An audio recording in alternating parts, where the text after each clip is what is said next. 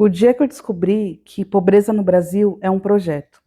Galera, eu passei a vida toda achando que pobreza no Brasil era tipo azar, karma, era um castigo de Deus, presidente ladrão, ou que o povo que não prestava, né? Eu pensava isso também, após que você pensou ou pensa ainda assim. Só que aí eu resolvi estudar, né, para entender o que que acontece, por que que o Brasil, um país tão rico, não vai para frente. Por que que as pessoas ainda são tão miseráveis? E eu entendi a verdade, tá? Vamos para essa história, porque assim, ela é muito cabeluda. Eu percebi um negócio assim que me deixou mal durante umas boas semanas aí, tá? Vamos lá. Existe uma linha lógica, direta, contínua, conectando tudo desde antes de 1500. Beleza? Nada acontece por acaso, gente. Tudo tem um porquê, é uma cadeia de acontecimentos. Nada simplesmente floresce e acontece do nada, não, tá bom? E se ninguém te conta, é porque é conveniente para que você não saiba. Então vamos por partes, do jeitinho que eu gosto de explicar, tá bom? De forma bem clara. Esse canal é para desvendar e para abrir o véu da Matrix que tenta deixar o povo brasileiro sem conhecimento. Eu criei o canal exatamente para lutar contra isso. Independência, né? Vamos começar com a independência, que foi uma grande encenação. O Brasil se torna independente. Mas independente do quê? De quem? Quando quem mandava antes continuou mandando, entendeu? Não teve essa independência na prática de Portugal, só na teoria mesmo, entendeu? Não teve uma ruptura, não teve nenhuma guerra civil, bem tranquilinho, né? Foi essa independência. Não teve quebra de poder, não teve redistribuição de terra. Isso é um ponto importantíssimo que vai culminar nas coisas que acontecem no presente, tá, gente? A elite portuguesa, ela só trocou assim o caixazinho. Em vez de reis da monarquia, eles começaram a se tornar a elite brasileira, entendeu? E permanece por aí até hoje com seus sobrenomes, mais de 80% da população, entendeu? Então, de colonizadores, eles passaram para elite nacional. É a mesma turma, entendeu? Os mesmos sobrenomes, as mesmas capitanias hereditárias disfarçadas de propriedades privadas. É triste, né? Enganaram o bobo na casca do ovo, literalmente. E a gente aqui achando que tudo aconteceu há pouco tempo atrás, mas é desde essa época que começou a pataquada no Brasil. É a mesma lógica escravocrata. Foi mais uma repaginada, né? Um marketing político para se adequar à política que estava acontecendo na época ali de 1500, da Idade Média. Nada é por acaso, lembrando para vocês.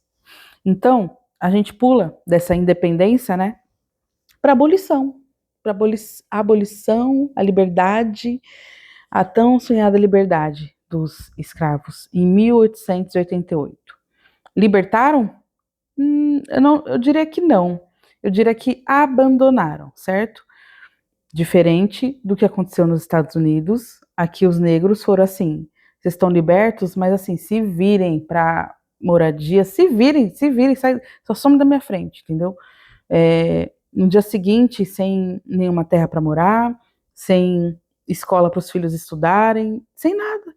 Por isso que as favelas foram se formando. Foi a partir desse momento, você não sabe, tá? Não teve nenhuma compensação por esse tempo de escravidão para o povo que sofreu tanto, mais de 400 anos, gente.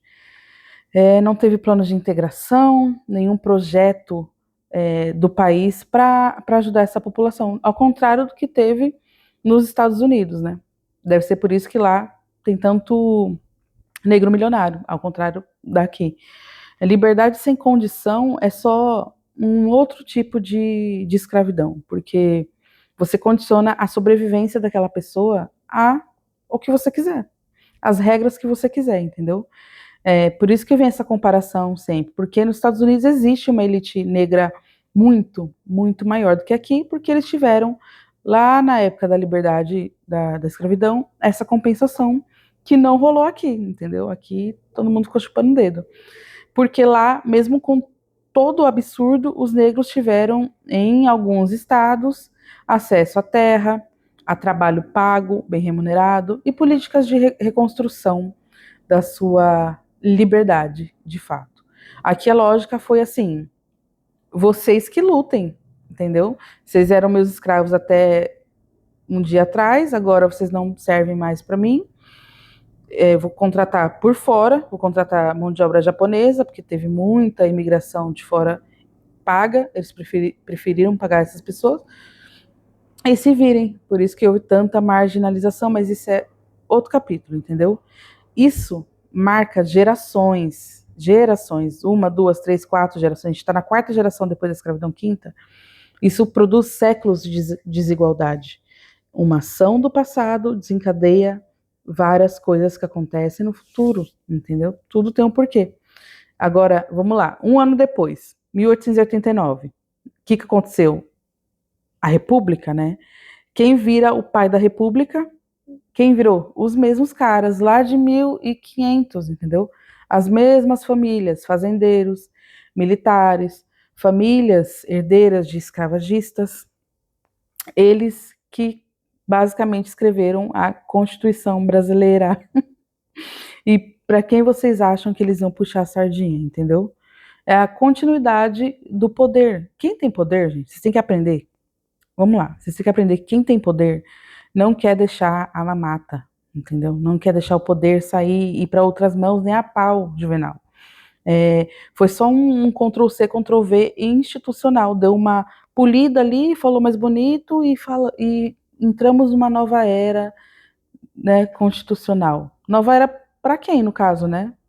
Para as elites, para as pessoas que já governavam e reinavam, né, antes de existir qualquer república brasileira. Você entende? Você está pegando a linha? Aí no século XX houve o desenvolvimento seletivo, a industrialização do Brasil, sempre a favor de quem? De quem já era rico, de quem já tinha terra, de quem já tinha crédito, de quem tinha um sobrenome socialmente já aceito. O seu sobrenome diz muito sobre você. A senhorita Bira fala sobre isso, que é o nome que importa. A linha do tempo brasileira é assim: crescimento para quem já tem crescimento, infraestrutura para quem já tinha infraestrutura, entendeu? E agora aqui em 2025 a história continua agindo, continua os reflexos. Quando você olha para 2025, tudo parece já ser assim, ser natural, mas não é natural. Foi desencadeado desde essa época toda a estrutura que a gente carrega hoje aqui, de 1% da população controlar quase metade das terras do país, de mobilidade social quase inexistente, uma pessoa pobre. É muito difícil ficar rica e se manter rica no Brasil. Você tem picos de riqueza dos influencers, dos artistas, mas a população, a massa, não consegue migrar e ascender de classe social tão fácil. Pelo contrário, é muito difícil.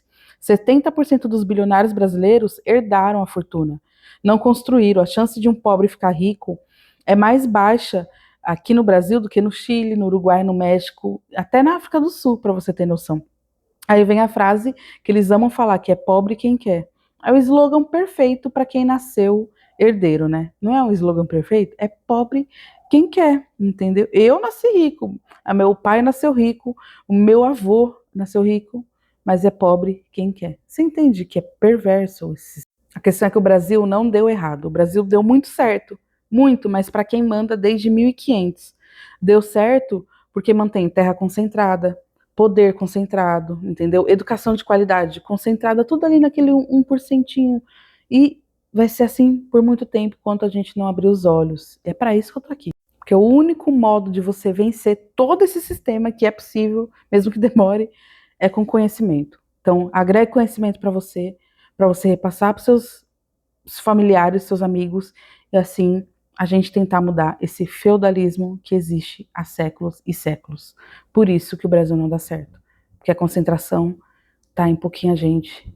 E as que não têm nada acreditam que a culpa é delas. E não é.